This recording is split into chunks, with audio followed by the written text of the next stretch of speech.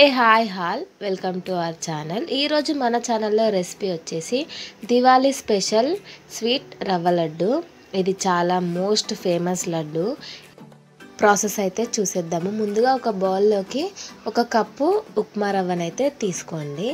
అందులోకి ఫ్రెష్ కొబ్బరి తరుగు అయితే వేసుకోండి. వేసుకొని ఒకసారి బాగా కలిపి ఒక గంట సేపు దాన్ని నాననివ్వండి. కొబ్బరిలోని తేమంతా కూడా రవ్వ అనేది పీల్చుకొని ఇలా తడి తడిగా అవుతుంది. ఒక గంట సేపు అయితే దాన్ని బాగా నాననివ్వండి.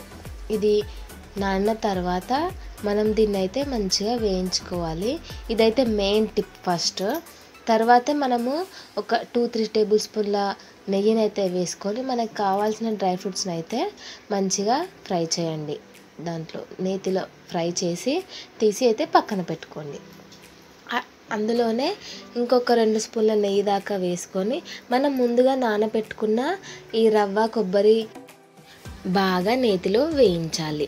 ఇది బాగా వేగడానికైతే ఒక 20-25 మినిట్స్ అయితే టైం పడుతుంది. మంటని సిమ్ ఫ్లేమ్లో పెట్టుకొని బాగా వేయించాలి. మనకి ఈ కొబ్బరిలోని పాల తేమంతా కూడా రవ్వ పీల్చుకొని మనకి జీడిపప్పు వేయిస్తే ఎంత మంచి కమ్మని స్మెల్ వస్తుందో ఈ రవ్వ వేగితే అంత మంచి స్మెల్ అయితే వస్తుంది. ఇదైతే గుర్తుపెట్టుకోండి. లేత బంగారు రంగు అయితే రావాలి. ఇక్కడ వీడియోలో చూపిస్తున్న విధంగా ఈ కలర్ వచ్చిన తర్వాత అయితే తీసుకొని పక్కన పెట్టుకోండి. మనం ఏ కప్పుతో తీసుకున్నామో అందులో 1/2 కప్పు వరకు అయితే చక్కెరని తీసుకోండి. స్వీట్ ఎక్కువ తినే వాళ్ళైతే 3/4 కప్పు తీసుకోండి. అలాగే 1/2 కప్పు వాటర్ని కూడా యాడ్ చేయండి. ఇదంతా చక్కెర కరిగేదాకా మంచిగా మీడియం ఫ్లేమ్లో పెట్టి కరగనివ్వండి. అలాగే యాలకుల పొడి కూడా వేసుకొని ఒకసారి బాగా కలుపుకోండి.